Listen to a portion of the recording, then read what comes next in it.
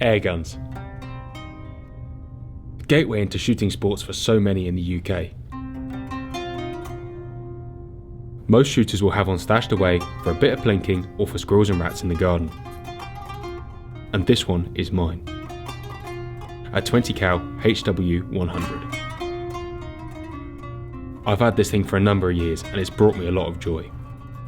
And after a post-winter service, it was ready for the task at hand. A local keeper had asked me if I wanted to come and control some feral pigeons in a cowshed that were a potential risk to the health of the herd. These are feral pigeons, a different species to the delicious wood pigeon and are potential carriers of Salmonella and Cryptosporidium, dangerous diseases to both cows and human alike. Feral pigeons really thrive around overwintered livestock, and we need to go and control these numbers, and that's exactly what we're doing today. Enjoy.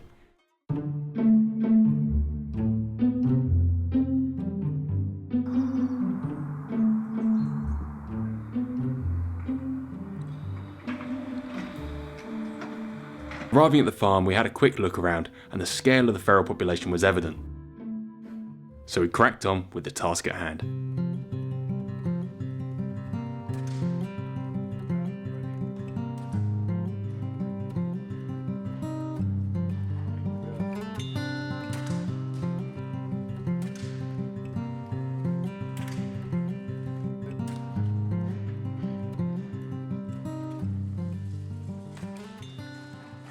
So that's that barn complete. They've all pushed around. They're actually flying around outside. So Matt's come outside with his Benelli M2 over the silencer on. Sort of another great tool for this job alongside this Viroc. Anyway, we've got 2 more barns to do. Let's go see if we can get some more. You always have an M2. Right, we're in a different barn now. There's one just up there. Let's see if I can get over for a bit more of a stable shot. Yep.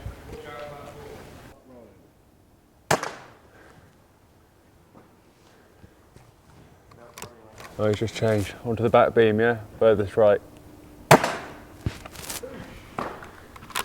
Furthest left. How about that one right up in the back corner there? Yeah, just underneath the beam. One's just flown, him. If he lands again. Yeah, him, ready?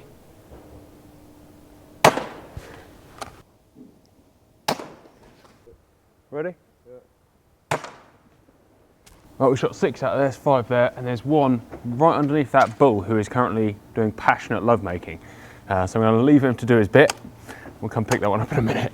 Anyway, shed number 3.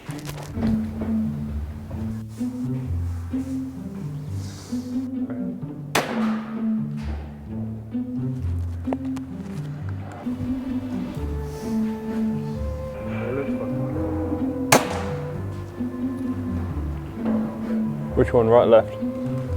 Sorry, both gone now. Ready? Right, so that's all 3 sheds clear. We're just going to give them a little while to come back in. They're flying round.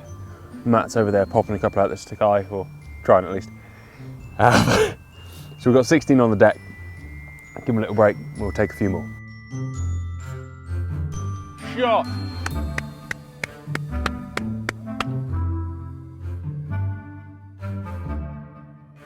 Very appropriate to me. So one of the things we're using today as part of this control routine is this, the ATEC A12 on top of a Benelli A2. Quite a smart bit of kit actually. These boys have been running them for, how long you had yours, Dave? 3 or 4 months. How'd you feel about it? It's good. Really Yeah? good, it's quiet. Nice to use. Does it make it horrible to shoot? No, it's a bit front heavy, but not too bad. You can shoot it quite well. Can you? I can. I can't. Before heading home, we went elsewhere on the estate to meet with the falconer who was doing work to deter pigeons. Unfortunately, short of working full time, this method just isn't efficient enough to control the number of pigeons on this estate. Just goes to show that pest control really does have many faces, and you need to use every tool in your arsenal to do an effective job. It was a real pleasure to get out with the air gun, and although I know it's not the most glamorous form of shooting, this is actually one of those really essential shooting sports to the UK. We need to control feral pigeons, and that air gun is a really efficient means of doing that. It's not a hunt, this is pure pest control. But there is still pleasure to be had with the quality of marksmanship that you can do, and with the company that you can do it with, like with anything. The real point in this video was more to highlight that at the end of the month, the general licenses that we currently have run out, and as of yet, there is no proper replacement in place. I don't want to be like harping on with this dystopian future of shooting, because there is a real future for shooting, and I just wanted to show that actually at the moment what we've got is really, really good. The estate do preventative work, but on occasion when the population gets too high, they need to use GL35 and GL36. GL35 for human health and safety or public health and safety, and GL36 for the prevention of serious damage to livestock, both of which are really currently very easy for the average person to use. I think if there's any more litigiousness or bureaucracy involved in these things, actually it would overcomplicate it. Good wildlife management and good countryside management is done by good countryside managers, and although there may be some out there that abuse these licenses, for the most part we all do a great job. And this was just to show you that actually English shooting is not, or shooting in England is not all about tweed, pheasants. We have a much more practical side that all builds into the wildlife and countryside management that we all adore so much. We hope the end of the month doesn't bring that much stress, and I hope they just renew them in their current format, because actually this was a real vital task to the countryside that's been performed by many, many people over the last hundreds of years. The culling of species that thrive in man-made environments. Guys, have a wonderful weekend. It's been brilliant, and we'll see you soon.